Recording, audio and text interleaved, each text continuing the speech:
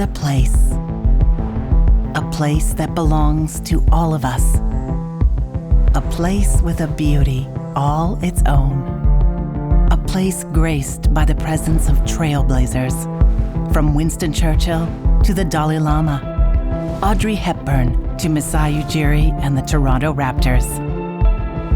Visionaries, leaders, artists, storytellers,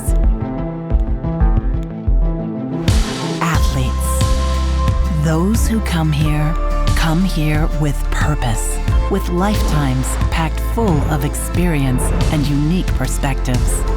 Not all were in the history books. Not everyone a household name, but every voice important. This is a place that has the power to connect us all, a place that leaves us inspired, stirred, and most importantly, thinking differently. It's the go-to place for conversations that matter. And while this place has no fixed address, it is here, on this stage, at this podium, that our most valuable national resource lives: open dialogue. Join us here as we share the ideas that drive this nation forward. Join us in this place. Welcome to the club, the Empire Club of Canada.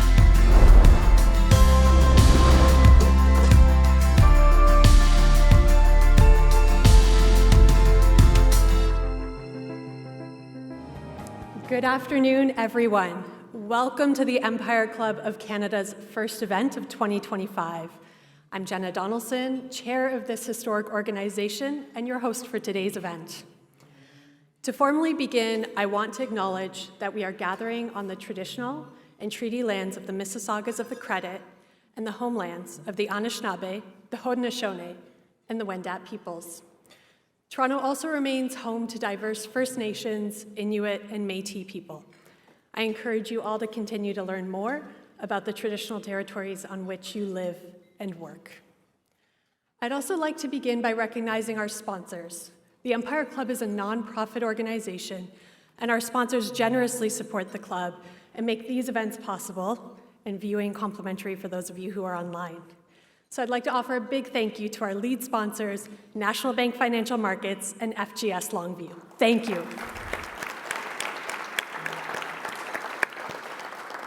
Thank you as well to our VIP reception sponsor, McCarthy Tetro. Thank you. And I'd like to thank our supporting sponsors, the Canadian Bankers Association, KPMG, and Tories. Thank you for your support.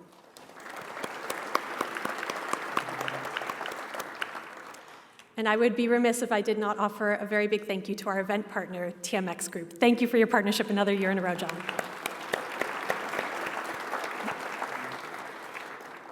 And we also deeply appreciate the ongoing support of our lead season sponsors, Bruce Power and Hydro One, and our VIP reception season sponsors, Waste Connections of Canada and Ellis Don. Thank you for your ongoing support of the Empire Club.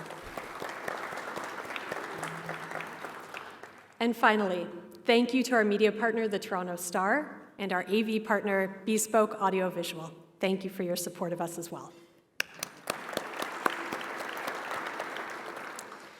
If you have a question for our speakers, please scan the QR code found in your program, or for those of you online, use the Q&A function.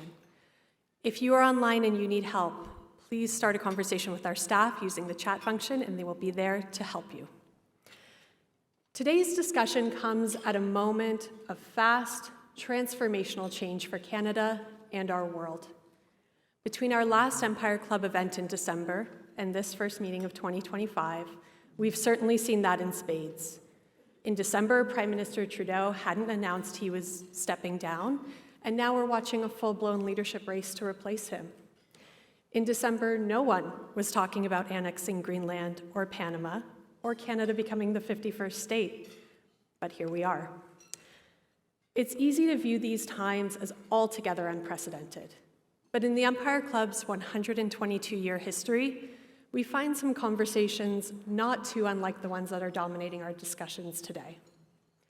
In fact, the very first speech delivered at the Empire Club's podium was about Canada's relationship with the United States.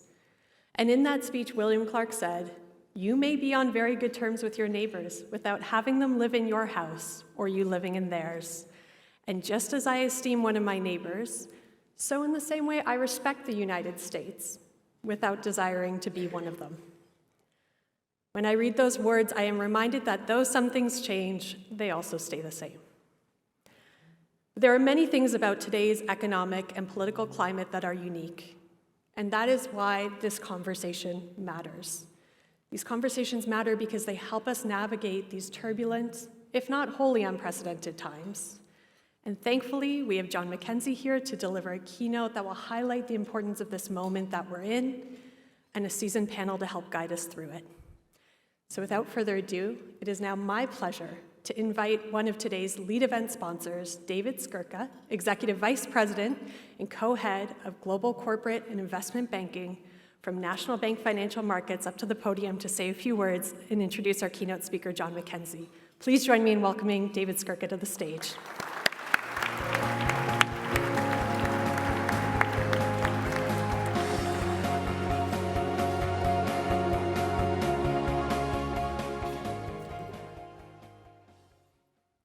Good afternoon, everyone. Thank you for joining the Empire Club's Financial Outlook, a post-inauguration look at Canada's place in the global economy in 2025 and beyond. National Bank Financial is a proud sponsor of today's luncheon, where we'll hear from a very esteemed group of experts on markets, economics, and policy matters.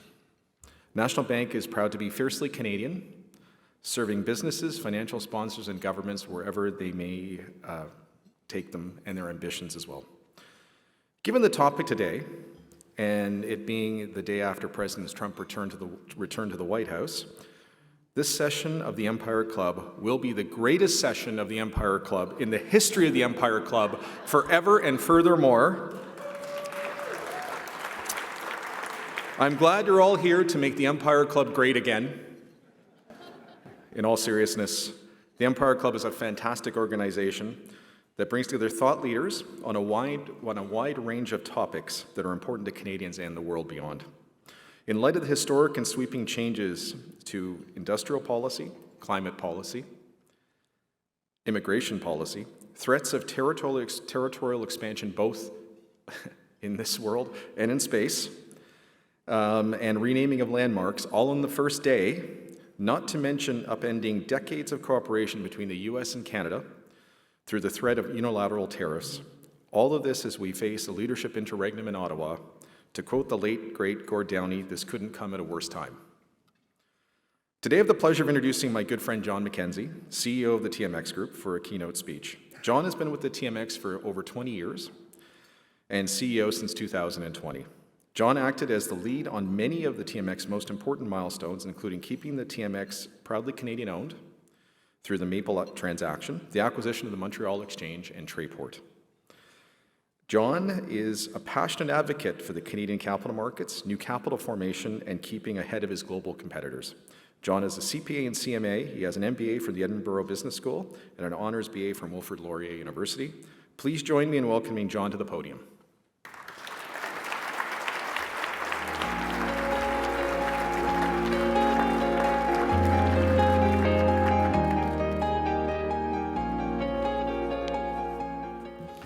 Well, good afternoon, everyone. Jenna, thank you. David, thank you. It's always a privilege when you actually get to be introduced by someone you've gotten to work with for a long time. We've been friends in the industry. It's an extra special pleasure that way, so thank you, everyone. And thank you, everyone, for joining us today. It is my distinct pleasure to once again represent TMX Group at the Empire Club's long-standing annual Financial Outlook event. And this important event and this important yearly forum is extremely important this year when you think about it. So thanks to the Empire Club for all the partnership in putting this together for such a high caliber event and what I think will be a high caliber discussion. Now, an economic outlook from the start of any year can be tricky. Now, if you think, though, especially in times of deep, deep uncertainty like we're all now, it's less of an outlook and more of a lookout. even in what we once called normal or stable market conditions, forecasting financial markets has always been more art than science. And if the last few years have taught us anything, it's that those life-changing, world-changing events, from global conflicts to pandemics to natural disasters, they come with little advance warning, and these days seem to come a bit more frequently. And the impact of these events on financial markets can render outlook projections meaningless the next day. They replaced more uncertainty with fresh sets of unknowns. So it is an interesting time, to say the least. It's actually interesting when you realize you're actually living in a moment of history as it happens. So the purpose of today's discussion is to really try to cut through the politically charged noise and examine real-world implications for Canada, provide meaningful insights to some of the themes and issues that are facing our country's business leaders, our policymakers, our investors, both now and in the months ahead. Now, a little bit about us, TMX. TMX occupies a very unique position at the center of the country's capital markets. Most people know that we operate the Toronto Stock Exchange, the Montreal Exchange, which are Canada's premier equities and derivative marketplaces. Our founding markets are over 170 and 150 years old, respectively, and their histories are very much intertwined with the formation of our nation. But in addition to these high-profile institutions, we also operate interconnected businesses like the TSX Venture Exchange, which is Canada's public venture market, very unique in the world. And CDS and CDCC are clearinghouses, plus a dynamic data business that provides solutions and analytics and insights to the global financial community, helping to bring more investors to Canada. Now, these are platforms for companies to raise capital. They're venues for modern investors and traders to pursue a wide range of strategies.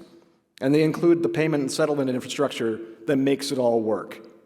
You know, you never worry about your plumber until you have a plumbing problem, but we do run the plumbing too.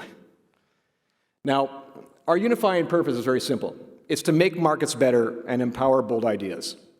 And this is more than a marketing slogan or a tagline for us. It's really our commitment to clients and commitment to our stakeholders across this whole ecosystem. And it's words that we have to prove every day through our actions. And as we work to ensure that the Canadian markets remain the best in the world, deep and diverse, fair and transparent, and innovative and responsive. And we take it as our responsibility then to champion growth in Canada and to advocate for an environment that supports and promotes innovation and entrepreneurship, investment in Canadian companies, and sharpening our collective competitive edge on the global stage. And it's really from that front row seat that we have, which is our position of both visibility, but candidly responsibility to Canadian markets, that we call on policymakers to recognize the opportunity and, more importantly, the need to make our markets more competitive. You don't have to read beyond the daily headlines today to recognize that we're in a moment of extreme political and economic uncertainty. You know, the threats that we all hear about of tariffs, of economic force, things coming from the incoming U.S. administration hang over our heads, while unfortunately the leadership and the direction of our federal government is currently in question. And that is why it's more important than ever that we face this moment with that opportunity mindset, that we need to put Canada in the best possible position to confront these challenges and seize the opportunity. We need a clear vision. We need a workable strategy to raise our collective game and make us an even more formidable global player. Not just to fend off the short-term challenges of tariffs, but to set us on the right path for the longer term. We must be seen at home and throughout the world as a great place to do business, to invest, and with winning attributes like clear and consistent regulation that's predictable, efficient and transparent processes for getting programs and projects permitted and approved in Canada. So there's an assurance that when a company launches a project and investors get behind it, it can get done, and not in the 12 to 15 years it takes right now to get a new mine into the ground. And lastly, we need a competitive tax regime that encourages risk-taking. Entrepreneurs and investors need to be able to bet on Canada, knowing that if it turns out to be a winning bet, they're going to be rewarded. A higher capital gains tax, for example, does the exact opposite, and it lowers that potential reward for putting risk capital in play in Canada. So if we're facing a crisis, as headlines suggest and analysis generally supports, let's not waste it. A crisis can be a galvanizing opportunity.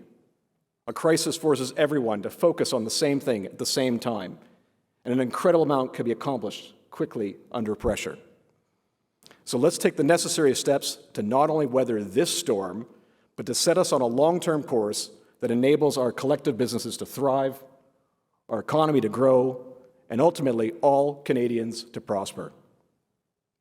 Now, it was a little over 20 years ago that there was much in the public discourse around Canada being a northern tiger. So what I ask today is we find the fortitude to reawaken the northern tiger again. With that, I'd like to turn to our panel. The timing of this event is not an accident. A new U.S. president was sworn in yesterday and brings with him a new era in Canada's relationship with our biggest trading partner. Our guests have deep experience navigating the issues of the day, and while the headline crisis is of course top of mind, what I'm looking forward to personally is to hearing from the astute panel as to some of the ways we can better position Canada's economy for that enduring success. Steve Verheul has had a number of senior-level positions in the federal government, including Assistant Deputy Minister of the Trade Policy and Negotiations Branch at Global Affairs Canada. And as Canada's Chief Trade Negotiator, he led the negotiations that resulted in the Canada-US-Mexico Trade Agreement and the negotiations between Canada and the European Union that led to the Comprehensive Economic and Trade Agreement. He's a principal with GT & Company Executive Advisors and a fellow of the Public Policy Forum. Francis Donald is a chief economist at RBC and leads a team of economists who deliver economic analysis to help both inspire and empower informed decision-making in an evolving world. Francis is a leading voice on economic issues and is highly sought after by clients, government leaders, policymakers, and media in the US and Canada for her deep insights on the macroeconomic environment and financial markets in North America. And today, moderating our session, Kevin Carmichael, economic columnist and editor-at-large at The Logic. Kevin has spent more than 2 decades writing about economics, business, and finance for national and international outlets, including Bloomberg, the Globe and Mail, the Financial Post, where he was also editor-in-chief. So please, if we can welcome the panel to the stage, welcome Kevin, Francis, and Steve. And Kevin, I will turn the panel over to you. Thank you.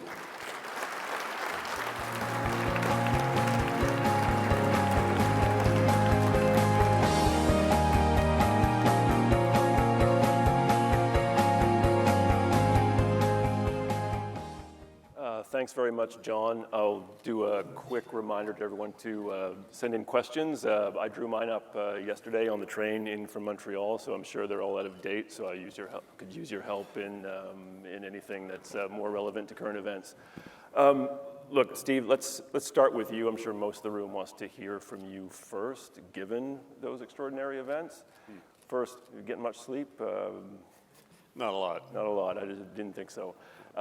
Look, I think a lot of us have decided we understand how Trump thinks. We've either read The Art of the Deal or read about The Art of the Deal, watched some of The Apprentice, and we all think we have this idea of how Trump operates. But you're a pro. So how did you absorb the information, the events of the last 24 hours or so? Well, it did have some ups and downs and twists and turns. We were certainly on what seemed to be a fairly reasonable track when we saw the executive order. Number of issues in there that were of concern to us, but I think they are all in the kind of rubric of an April 1st deadline to deliver recommendations and assessments. So we were on that track for a little while, and it didn't look too bad. And then we got the surprise later on when Trump was in the Oval Office and just in response to a question from media, talked about applying 25% tariffs against Canada and Mexico. I'm not even sure that was thought out beforehand. It seemed to come off the top of his head. It is in contradiction to the executive order he signed not that much later. But I think we're in the situation now where we're facing that potentially as early as February 1st. So, we've got to get our act together and get moving towards that. Before I get to you, Francis, how do we get our act together then? What's sort of your 1 or 2 bullet points on what we need to do then, given this February 1st deadline, whether it's real or imagined? Well, there are a number of things we have to do. First of all, we have to try to unite Team Canada, because we've got a bit of a challenge there. We're going to be much weaker if we don't have a united Team Canada. We've got to finalize our approach on how we would react to those tariffs coming into place. There's been a lot of talk about retaliation. We need to have that in place and ready to go day of, ideally. But I think in the broader sense, with this kind of signal, we've really got to focus on strengthening Canada, strengthening Canada's economy, because we're going to need to be on that kind of track as all this comes at us. Okay, hold that thought. We'll come back to that for sure. Francis, to the extent that I have a goal for this conversation is to maybe leave the room, I hope it's not selfish, because I'm certainly looking for ways and tips on how to think about these events. I assume lots of people in the room are looking for help in how to process these events. It's one of your main jobs, right? As a chief economist at the country's biggest bank, the bank, your clients count on you to provide them with something of an anchor through forecast advice. My understanding of how you do your job is you take historical events, data, run them through your models, make a best guess based on that. There's not a lot of precedent for what you're dealing with today. Things are shifting in real time. So how do you process swerves like the one yesterday, threats of tariffs that could be as wide as 25% down to 10%, maybe something even less? How do you think about that? How do you process all that? Well, that's how we used to do the job, but we can't do that so much. So for example, even comparisons to Trump 1.0, we saw the average tariff rate rise from 1.5 to 3. 25% tariffs across the board would raise that to 12.5%.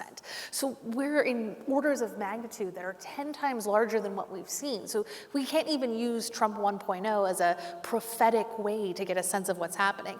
But the way you ask your question, Kevin, I really appreciate this, because just about everyone emails me and they ask me what to think, whereas your question is framed around how to think. And this is really critical.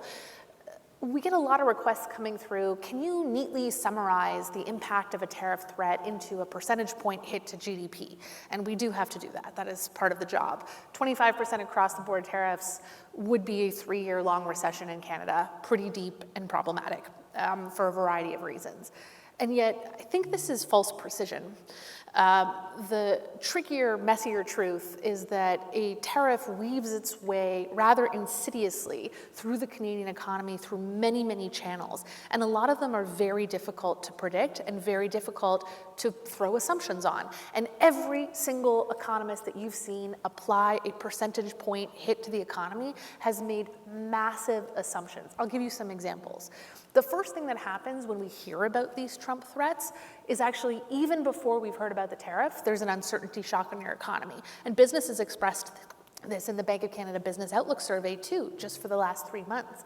So growth slows even in anticipation because businesses don't know what to do. We also historically see inventory stockpiling. So if you had a favorite thing, do you have a favorite thing? Like maybe a chocolate bar or a sports equipment piece? I like suits. Suits. So your favorite suit is going to go up in price. You would naturally stockpile it. You might buy 2 or 3 because you know they're going to go up in price, put them away, and that would actually rev up the economy. So we could see that trade in anticipation, although if it's February 1st, there's not a lot of time for this, actually ramp up and goose trade statistics. Then you see the price increase. Well, guess what? If the currency offsets, if the Canadian dollar weakens by as much as the tariff, the Americans don't really feel much of a change in their price. Who are the tariffs being applied upon? Producers? Do they have a profit margin that's enough to absorb them? Consumers? Do they have the income to come through? Retaliatory tariffs? You got to make assumptions about those. And I'm not finished, Kevin. We have to assess the secondary impacts. So if you think about a small manufacturing plant, it gets demand destroyed. Well, the workers that are working there, maybe they lose their jobs, they don't go to the movies or the restaurants. So you see it filtering through over a period of years. And then how will your central bank respond? The Bank of Canada response function is another assumption you have to make. So the how is really important because I don't know that what Canadians need is a neat and tidy decimal place number on GDP impact. They need a playbook for how this would filter through over a period of years. That's what's going to help Canadians most. So I really encourage this room and those watching online to pivot away from the what to the how should we think about this. And RBC will have a report out later this week that will also assist. All right, we'll look for it. Steve, what kind of questions are you getting from your clients? And maybe comment on that flow of question to flag some things that maybe people are wasting their time thinking about or misinterpreting, or some things that maybe we've gotten a little bit wrong in how we interpret what's going on in the U.S. Well, I think in terms of interpreting what's going on in the U.S., I think we are almost entirely focused on tariffs right now, understandably. So people want to understand why the tariffs are being imposed. Trump has talked about the border issues, fentanyl, illegal migrants. I don't think it's about the border issues at all. Canada doesn't really contribute to that problem. And in any event, countries are supposed to take care of their own borders, not ask other countries to manage their borders. So I don't think it's that. The trade deficit is a preoccupation. And certainly Trump has misunderstood the trade deficit in relation to Canada and why that exists, and people have tried to explain that to him. But the biggest fear I have now is about what I think the real underlying reason is for him imposing tariffs, is to get companies to relocate in the U.S., get in production and investment to move into the U.S. behind a tariff wall, and in his view, that would help the U.S. prosper and expand. That's the toughest part we have to address. Okay. Do you have thoughts on how to address it then, since we're there? Sorry? Oh, so do you have thoughts on how to address it? Well, yes, I think that it'll all come down to, assuming we do get the tariffs, what do we do in response? And I think clearly we have to retaliate. And the main reason to retaliate is to start to try to level that bargaining table somewhat, so that we know what's going to be on the U.S. side of the bargaining table. We need to put some things on our side of the bargaining table to gain some leverage and have a more balanced discussion. If we don't retaliate, we'll just keep paying concessions, and we'll never know where the end point is. So there's that front. We've got to do that. But at the same time, we have to try to convince the U.S. that there are actually two paths. There's that path where we start to drift towards a trade war, which is going to be damaging for both sides. Or there's an alternative path where we can start to work together, facing common challenges, including China and a few other issues that are preoccupying the U.S. in particular, and deal with those common challenges. So that's certainly another track. But I think probably the most important thing is that we need to start investing a lot in Canada and making sure we can do more in Canada and address security issues, address resource issues, other issues, and start to put more emphasis on developing our own industry, because it's going to take a big hit and we need to reposition it for success, and that's going to take some effort, some investment, and it's not going to be done overnight, so we've got to get moving on that. Okay. Francis, trade war like the one that Steve just foreshadowed would hit Canada like an external shock, but we've gotten a little used to external shocks, right? There's a great financial crisis, led to the Great Recession. We muddled our way through that. COVID, of course, the most recent, we found a path through that. Should we assume, in your view, that we could muddle through this external shock, or is the context changed in a way that that those old playbooks or those assumptions might not apply this time? Well, I love your optimism. So there's a variety of factors at play. The example I've been using that resonates with a few folks is I tend to think of economies as having their natural immune systems, their ability to withstand shocks. And if you think about the American economy, it's actually got an incredibly strong economic immune system. It's like the guy on Venice Beach that's got the green juice and is pumping iron. They're doing great. AI, fiscal spending, high productivity. Canada is a little bit more like the video game addict who eats a lot of junk food and does not have a strong immune system. And we know, everyone here knows those reasons why. Uncompetitive tax system, no productivity, not enough industry, interprovincial trade barriers, you all know this list. The challenge is that we have this extraordinarily weakened immune system. And if you want to proxy it with something like potential growth, Canada has its lowest potential to grow by Economist measures, literally it's in its entire history. Like going back to the foundation or confederation in Canada, we have never had such limited ability to grow. So the immune system is incredibly depressed, and then we add on the daycare cold of all daycare colds, a tariff shock coming through. So our ability to withstand this is incredibly depressed relative to even where we were in 2020 and certainly compared to 2008. And there's two elements to this shock which I think are particularly problematic for Canada, which is first, it's largely a Canadian-specific shock. Yes, China has some tariffs and Mexico as well, but GFC and COVID were global pandemics. So Canada had the resources globally and wasn't being viewed as, the ugly duckling in the corner. Canada is not in that situation right now. The other one is this is not a transitory shock. So I've heard some governments talk about pandemic type support. We can't do that in an environment where we think this is going to last for years and requires a transformation. Otherwise, you're just keeping companies alive that really aren't going to work in this new economy. So I'd be cautious about saying we could apply these old playbooks and recognize that they're a little bit different. What is relevant, and maybe one of the takeaways from 2020 is in 2020 we had this reevaluation. Do people need to work from home? What services can be virtual? Is anyone even going to the grocery store anymore? We all get our groceries delivered. That is the conversation that Canada's going to have now. And to Steve's point, we can have this win-win situation where we both improve our immune system and also give the United States what it wants. What's really core from an economist perspective here is what carrots does Canada have to offer the United States that it really can't provide for itself? Of course, we're providing a quarter of the energy that they consume. Electricity, phenomenally important. Hydro-Quebec can provide up to 20% of New York City's electricity, and it's safe and reliable and eco-friendly. We've got uranium, we've got geranium. I'm like a physicist now. Or who are the scientists that do all the critical minerals? That's me, economist/critical minerals expert. Geranium, really critical for national defense. We are the primary provider of agriculture for 27 states. I have been doing this job a while, and even I forgot that natural resources in Canada are just really phenomenal sources of productivity growth for us. The US doesn't have them, the capacity to provide.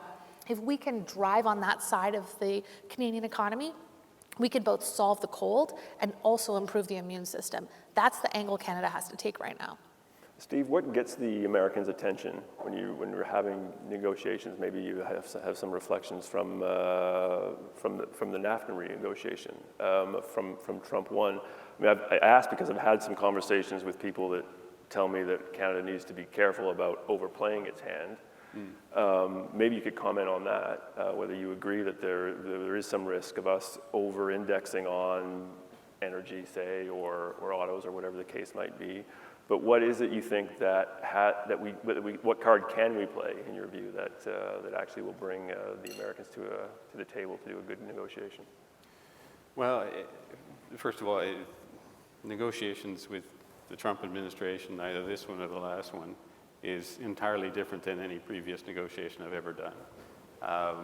And it really is a case where the U.S. kind of comes to the table with a zero-sum type of approach where one side has to lose and one side has to win.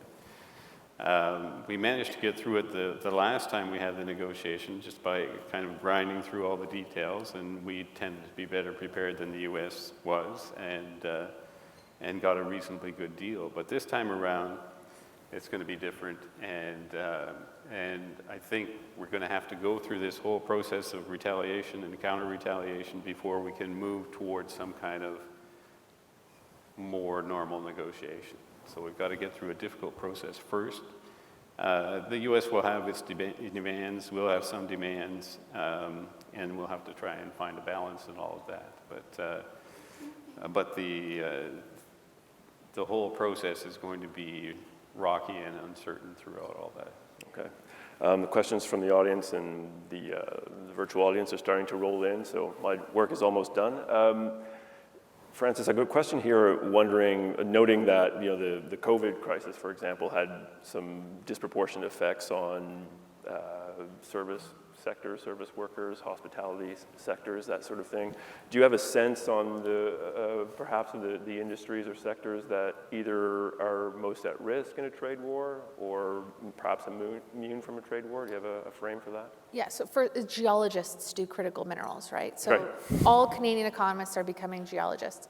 Yes, we do know which sectors are most exposed. That's largely manufacturing. And it's manufacturing because of how intricately connected these two sectors are, how many times goods pass between US and Canadian manufacturers. In fact, the US is actually its third biggest own importer. So it sends widgets to Canada to put them inside of things like cars and then re-imports that widget. So it actually has a deficit with itself. And that's a component of the story. So we know manufacturing is really exposed, and then it's going to depend on what sectors are tariffed. So one question, if I had the time with Steve that I'd be asking him, is are there any places that might be excluded? Energy, for example. We know the Trump administration, or what I read tells me that the Trump administration is really looking to lower energy prices. Well, if they import a quarter of their oil from us, and their plants are heavily focused on Canadian input that need to be redesigned if they change their input, then that seems to me like a critical exclusion. So right now we know that manufacturing and anything that has a lot of trade flows is the most exposed. That puts Ontario at the center of it. But what will depend on this is a lot of the details that come through. Where I'd be careful is I mentioned that could be secondary flow-throughs to your economy. So even though we think of goods-based economies as being most at risk, that's just the first order shock. And the second order shock becomes more nefarious and difficult to measure. Okay. Steve, do you have thoughts on how to maintain unity in the country around this trade war question, around the tariff threat question? I mean, you brought it up earlier, and it's obviously becoming a preoccupation of people. We've seen Alberta Premier Danielle Smith break from the rest of the premiers. I hear more and more people talking about it. Thoughts on what could be done to either bring Alberta back into the fold or prevent others from peeling off down the road? Well, the easiest way to get unity in Canadian positions is if you start early enough and you start at the ground up and you build it up. That's what we did the first time in the negotiations with the U.S. We spent a lot of time with industry, with labor, with provinces, and we were all kind of brought along in the development of the strategy. So when they all briefed up, the messages were the same, and it was much easier to do it that way. We didn't get off to that kind of start this time. So it's more damage control going forward. There is a very strong sense of unity among all of the premiers at this point, with the one exception of Alberta. I think that they're demonstrating that they have a different perspective on this than the rest of them do.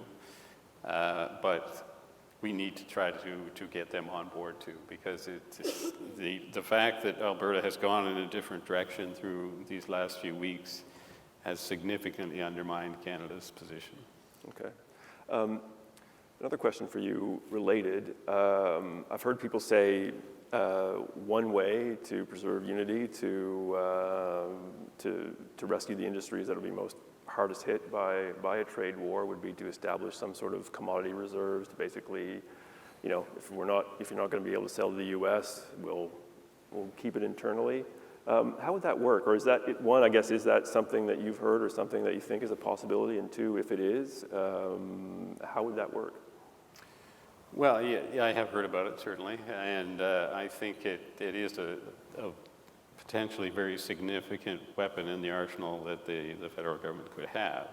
And essentially, the federal government would buy up strategic reserves and hold them of the product or commodity in question.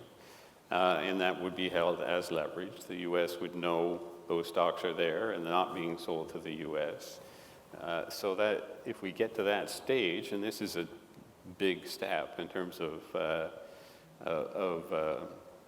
a bit more of a radical step in retaliation, but it would be highly effective in bringing attention to the Americans. So. Francis, question for you. You have a remarkably nuanced understanding of fiscal policy and the debt deficit question based on things I've heard you say. Thank you. I've read of yours. No, it really is commendable because you don't take a binary view on it. And you can explain it for people if you want, but it's great that you're here to take the follow-up to that question is, can Canada afford to basically establish strategic reserves in a range of commodities if that's what it takes to win this trade war? So we're all familiar with the concept of, you have to save for a rainy day, save in case something happens. This is the rainy day. This is the giant tempest of rainy days that has come through. So whatever your view is of how much fiscal room there is, which can be ideological, it can be based on various calculations, that whatever room we have should be deployed in this situation, because as I said, a 25% across the board tariff is one of the most prolonged problematic recessions that Canada has experienced. And it's very unique to the Canadian story specifically. So you're going to hear economists that will make the argument as to what that money should be used to do. Some of it is going to be to offset the virus. So some of it has to mollify the employment impact that'll come through. And some of it has to be focused on the rebuild on the other side. So instead of, for example, economists would say, don't just hand out COVID checks. Maybe we have to do some of that. But what you need to do is help people reposition and retrain for their next evolution coming forward. So a little bit of column A, a little bit of column B. Now the challenge is, as I said, this is a somewhat more unique Canadian situation. The argument that I've always made with Canadian federal finances is that as much as we as Canadians, we are all, I think on balance, more fiscally conservative than we realize. Even if you're left-leaning, you're more fiscally conservative than you realize. Canada is actually in a very strong fiscal position relative to most of its global peers. Bond markets punish the weakest of the pack. Canada is very far from the weakest of the pack compared to its peers right now. The problem is bond markets are relative and fiscal positions need to be thought of relative. And Canada will be one of the only of its peers that has to respond to this shock. So I do believe that there is fiscal room before you start to see the bond market punishing it. We need the Bank of Canada to continue lowering rates. But whatever perception you have on what should be used, now is the moment to deploy it. Because I don't know what rainy day you'd be waiting for that wasn't a trade war with our largest economic partner. I'm going to squeeze in a rate question, a bit of an aside, but obviously related. You said the Bank of Canada needs to keep lowering rates. Seems right. But what about the currency? It's something people will be worrying about in the background. It's already kind of weak. A trade war is not going to help. Neither would a widening interest rate differential with the Federal Reserve. So how do you think about that? Well, the good news is the currency has already incorporated a rate divergence. So our currency doesn't wait until the day of the announcements to weaken. What it does is it looks out over a 3 to 5 year period and says, what is the likely spread between the interest rates? It's already incorporated over 100 basis points of spread between Canada and the United States. That's what's got us to 145. That's what drove us there. But the more important question to me is not, what is your point forecast on the Canadian dollar? It's an acknowledgement that we as Canadians and business owners have to admit is that we're in a new operating range for the Canadian dollar. The Canadian dollar will be persistently weaker than where it was 10 years ago. And the way I think about it in USD CAD was, we ranged between 115 to 125 for a period. 135 to 145 or weaker is probably the new range. And that's actually can be helpful for Canada. It can offset some of the impact of the tariff shock. It can mean that the inflationary impact for the US is slightly less, so their demand will drop off less. So we can continue some of those trade flows. But the Canadian dollar concern is very real. But if we continue to ask, well, how do we get back down? How do we get back to a stronger Canadian dollar? I think we're going to find ourselves spinning our wheels when the best thing that businesses and Canadians can do is recalibrate to a persistent weaker Canadian dollar. And I know that's negative, Kevin. I don't want to say these bad things. I am a very proud Canadian that is rooting for my country, but it is a disservice for me to say everything's going to be fine and the Canadian dollar can get weaker when what we have to do is recalibrate not just to the Canadian dollar, but the new economy that is forming in response to these trade wars. That is the best thing that we can do for Canadians, is a reality check on what the next 5 years is going to look for, an acknowledgement of that reality, and then a rebuild. Okay, I'm going to get back to you in a second for some policy ideas. or at least some policy areas to attack. Steve, lots of questions actually coming in on whether this is a moment to diversify away from the US. Mm-hmm. Old question. I've been writing columns along those lines for almost as long as I've been in this business, I think.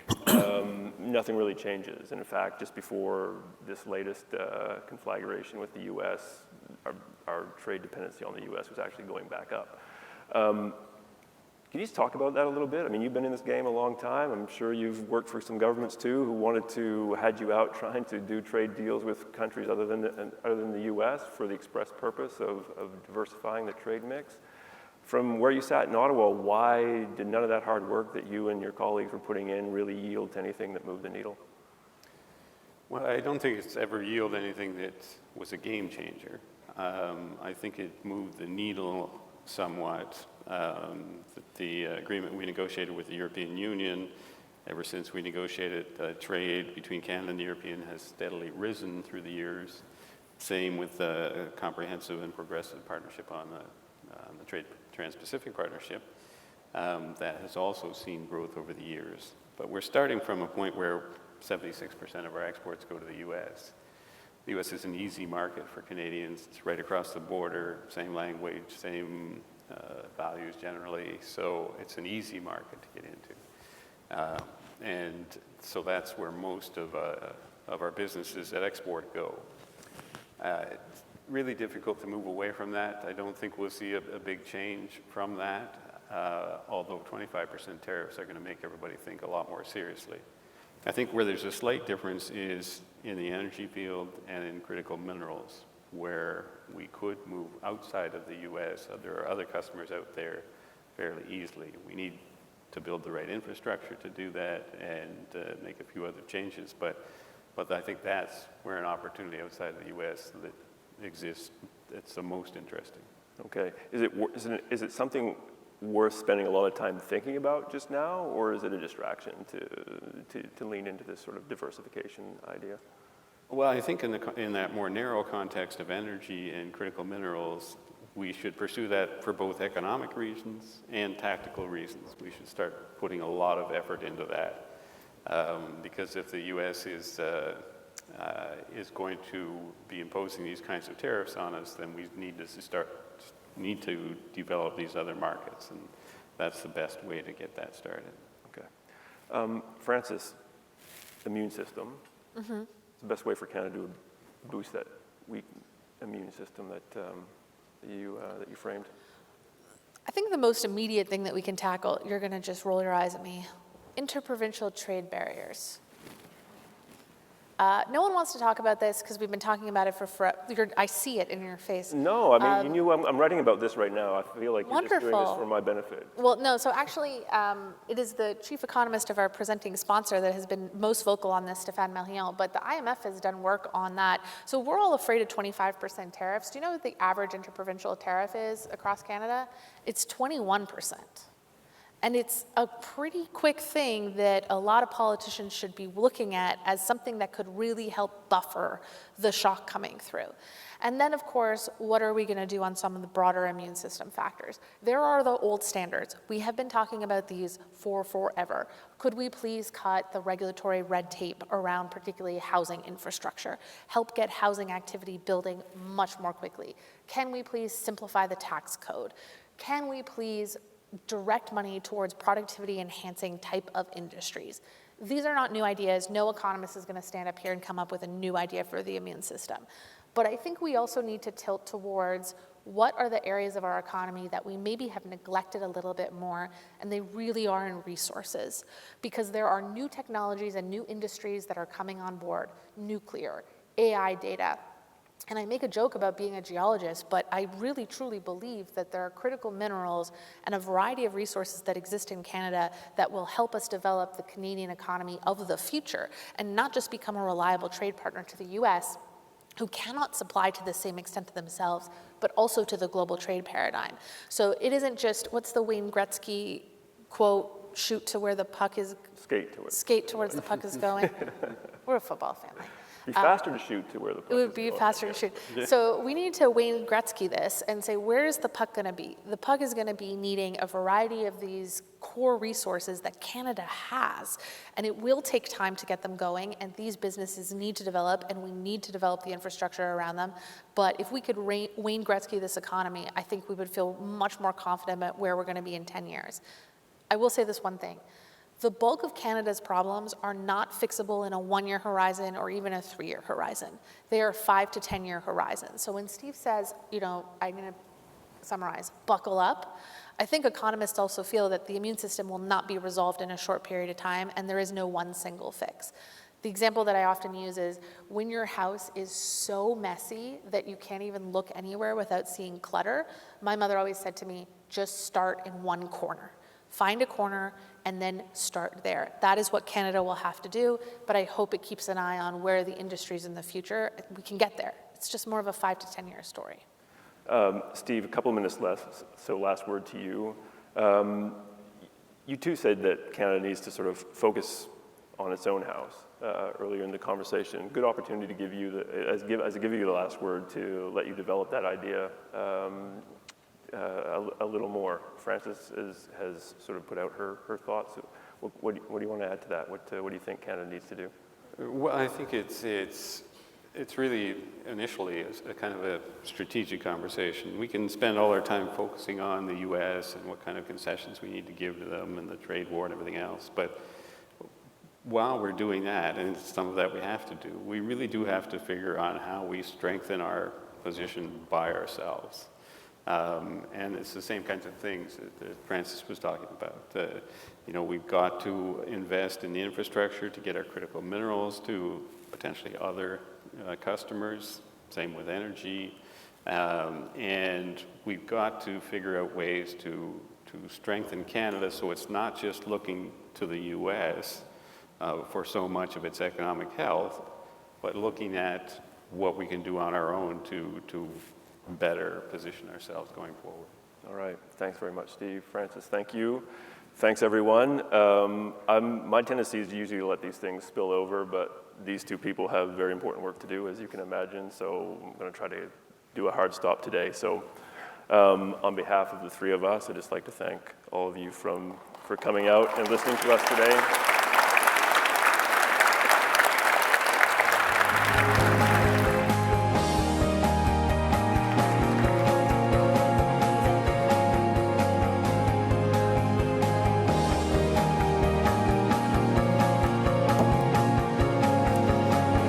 Thank you, Kevin, Francis, and Steve. Let's give them a round of applause one more time.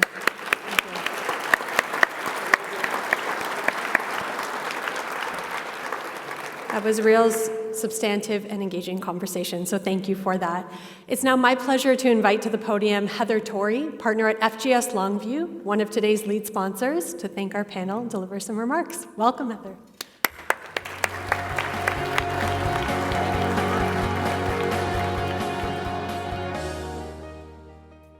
Thank you so much to John and the panelists today for their remarks. FGS Longview has had the privilege of working with TMX for more than a decade. Today really highlighted the valuable role that TMX plays in convening important conversations about these issues and from a place at the heart of our markets and the economy. At FGS Longview, we spend a great deal of time helping our clients understand the implications of these disruptions on their businesses, not just the challenges, but also finding opportunities. That will be more important in 2025, as it's clear from the discussion this year will bring real change to the Canadian and global economies. Thank you so much for coming today, and have a great rest of your day.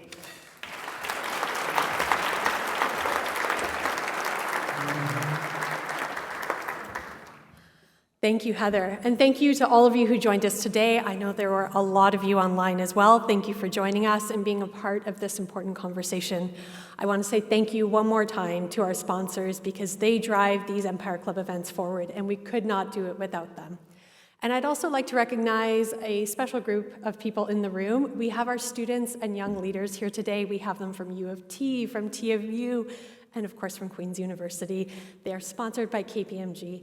Thank you and welcome. We're glad you're here. Thank you.